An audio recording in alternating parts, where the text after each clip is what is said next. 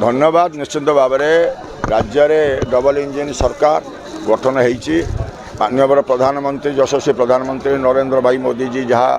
आशा प्रकट कर खाली से स्पष्ट शब्द कही 4 तारिख में एक्सपायर डेट और 10 तारिख में शपथ ग्रहण जो कथा कहते हुए तो 10 तारिख न हो 12 तारिख में होगापी जाऊँगी प्रधानमंत्री कार्यालय कार्यसूची अनुसार। तेणु निश्चिंत ओडिशावासी को धन्यवाद। आज गोटे आस्था स्थापन कर हजार हजार लक्ष लक्ष कार्यकर्ता भारतीय जनता पार्टी जो प्रचंड परिश्रम कर परिश्रम फल आज भारतीय जनता पार्टी राज्य शाखा पाई। निश्चित भाव में मोर योगदान पर मुझे 19 तारिख में योगदान देली आपर वातावरण निश्चित भाव में परिवर्तन होता जेहेतु दीर्घ दिन धरी 40 वर्ष धरी से काम करी 35 वर्ष धरी 97 मसीह पुरी जिला परिषद निर्वाचित होती से दिन ठार आज पर्यंत जिला राजनीति में मोर कार्यक्रम था दबदबा था। तेणु मोर योगदान फल ताहा सामग्रिक भाव में निमापड़ा सहित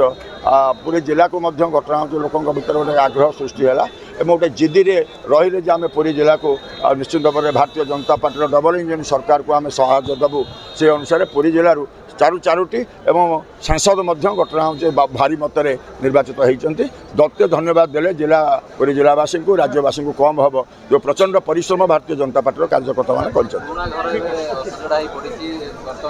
आप बुझंतु मुझे आगुरी गोटे राजनैतिक दल को परिचालना करने गोटे राजनैतिक व्यक्तिविशेष दरकार। तेणु राजनैतिक व्यक्तिविशेष जेहेतु से दल को परिचालना कले ना तेणु आज तार फलाफल भोगिया पड़ुଛି।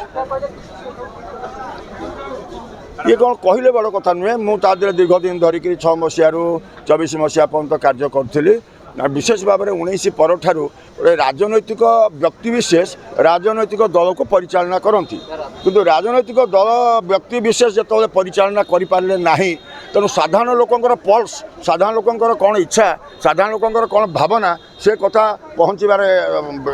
विशृंखला है जो आज फलाफल होती आज समस्या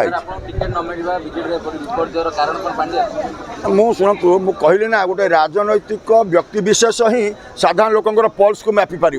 जो मैंने राजनैतिक सहित संपर्क ना किए केतबले मु कौटी अच्छी सरकारी चाकरी करी चाकरी छाड़ देकर गोटे राजनैतिक दल में जोग देदेली बोली मत राजनैतिक व्यक्ति कहवा संभव ठीक हम ना गोटे राजनैतिक व्यक्ति हूँ सी जे दीर्घ दिन धरी साधारण लोकों सहित समस्या सहित जड़ित थी समस्या सहित अवगत थी तो लोकों समस्या को से ठीक भाव में हृदयंगम कर बुझी पार। तेणु गोटे राजनैतिक दल व्यक्तिविशेष द्वारा से दल जेहेतु परिचालना हो नाला तेणु ये डिबाकल भोगवाक पड़ा। Thank you.